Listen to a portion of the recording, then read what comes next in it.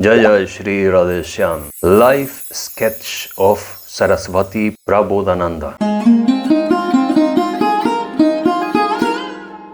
Saraswati Prabodhananda's native home was at Belgundi, a village near Seringapatam on the river Kaveri in Mysore in the Deccan. From his very boyhood, he was of a thoughtful turn of mind.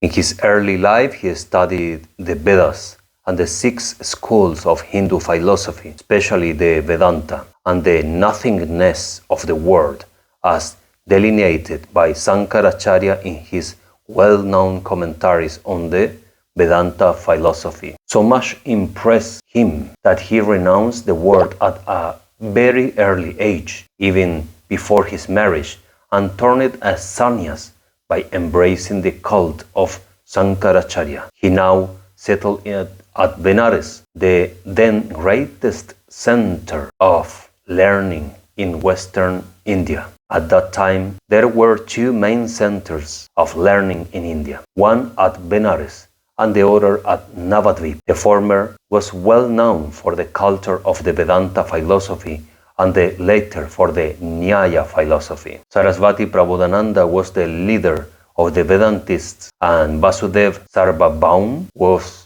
the leader of the 𝐤𝐥𝐸𝐴, the followers of Nyaya. Both of them were distinguished intellectual geniuses. Vasudev belonged to Bengal and Prabodhananda belonged to southern India. Prabodhananda's former name was Prakashananda before he was blessed with the grace of Lord Sri Gauranga Mahaprabhu. Formerly, Nyaya philosophy was cultured only in Mithila or modern Bihar, and the scholars of this philosophy did not allow this philosophy to go outside Mithila, lest their fame should be cast into shades, for they fear that people of greater intellect of other provinces might surpass them if they could get an opportunity to have the world book writing and spread in their parts of the country. They especially feared the Bengali intellect. This was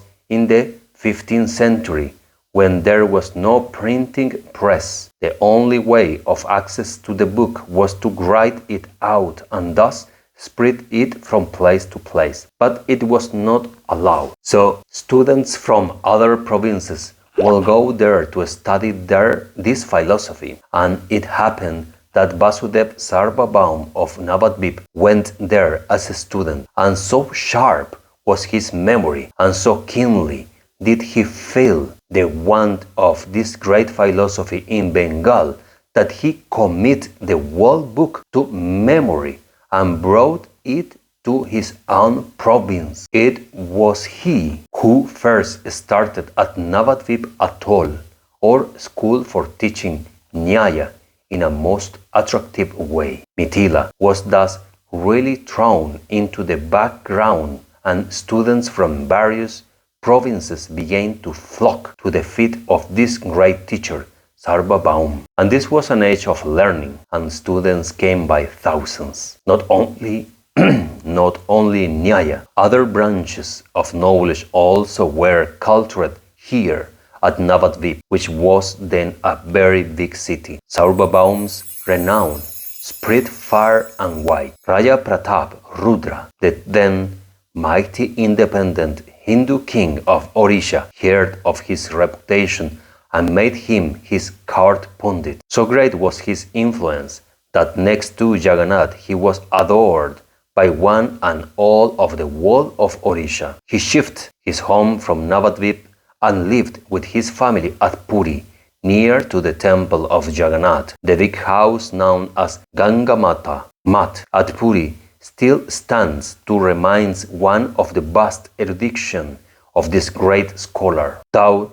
no a sannyasi himself, he was the preceptor of many sannyasi students, and these came from different parts of the country to study at his feet. That was the day of the Vedanta philosophy, as expounded by Shankaracharya. The learned Vasudev therefore was well versed in this philosophy as well.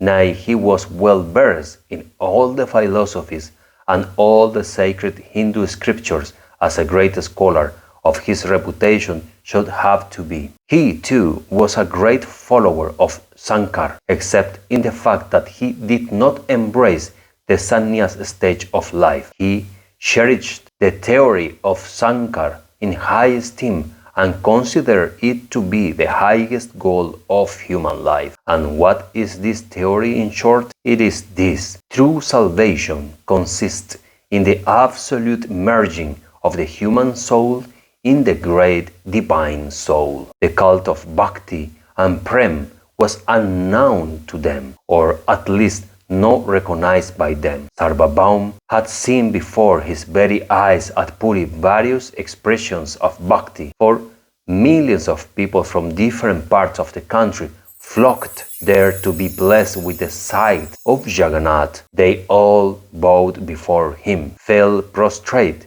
before him, prayed to him in various ways with folded hands, gave many offerings to Jagannath, and so on. And he perceived no doubt that the people were doing all this out of firm devotion or bhakti, but still he believed that bhakti was not an end in itself. He thought that it was only a means to attainment of that jnana which was preached by Sankaracharya, and which speaks of the absolute disappearance of the human soul in Brahman, the great being. Thus did Sarvabhauma pass his days in Puri.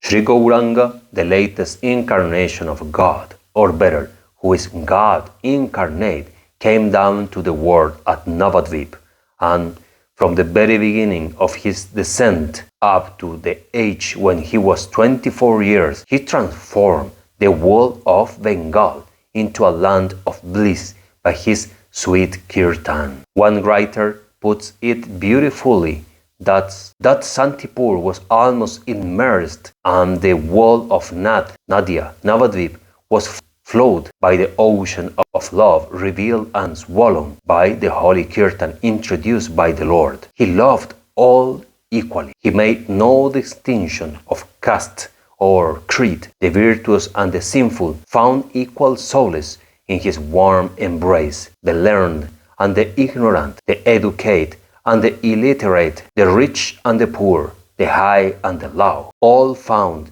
equal shelter at his lotus feet, and they were equally graced by his look of love. Equality of man was established by his superior love. People began to love one another as their brethren. This universal brotherhood the Lord wanted to spread all over India. So he left Navadvip in the garb of a sannyasi, traveled over the whole country on foot. At first he went to Nilachal, now called Puri. Sarvabhauma had a long controversy with him and was converted. And the wall of Odisha was Raja Pratap Rudra, and his spiritual guide Kashi Misra followed Sarvabhauma, and they all looked upon the Lord as God incarnate. Jay Sri Radheshyam. If you enjoyed this reading, please give like, subscribe to this channel, and share on your social media for the bliss of all Kali Jivas. Thank you very much for watching, and see you in the next. Jai Jai Mahaprabhu, Gaura Hari, Gaura Govinda, Jai Jai Sri Radheshyam.